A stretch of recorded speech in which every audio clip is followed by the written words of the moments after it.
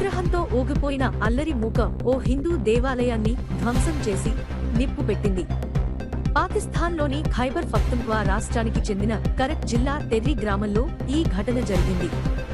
జమాత్ ఉలేమా ఈ ఇస్లాం జేఏఎఫ్ కు చెందిన కొందరు నేతలు రెచ్చగొచ్చేలా ప్రసంగాలు చేసిన కొద్ది గంటల్లోనే ఈ దేవాలయ ధ్వంసం ఘటన జరిగింది. ప్రసంగం విన్న కొందరు ఆలయం వైపు దూసుకెళ్లారు.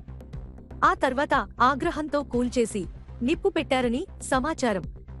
ఈ విధ్వంసం వీడియోను గీతా మోహన్ అనే జర్నలిస్ట్ ట్విట్టర్లో పోస్ట్ చేశారు. సంఘటనా స్థలానికి పోలీసులు చేరుకున్నాక పరిస్థితి అదుపులోకి వచ్చింది. అయితే దేవాలయం దాడికి తమ ర్యాలీకి ఎలాంటి సంబంధం లేదని జేఎఫ్ఐ కేపీ అమీర్ మౌలానా అతుర్ రహ్మాన్ చెప్పారు. ఈ ఘటనను తమ పార్టీ ఖండిస్తుందని ఓ ప్రకటన కూడా చేశారు.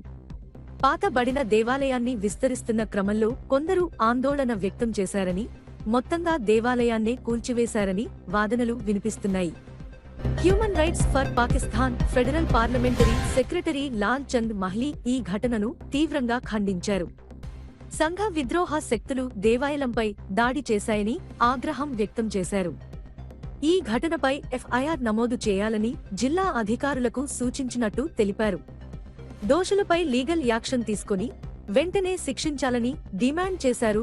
దేవాలయంపై దాడి దురదృష్టకర ఘటన అని ఖైబర్ పఖ్తూన్ఖ్వా ముఖ్యమంత్రి మహమూద్ ఖాన్ చెప్పారు. పోలీసులు వెంటనే విచారణ ప్రారంభించి విధ్వంసం సృష్టించిన వారికి అరెస్టు చేయాలని ఆయన ఆదేశించారు.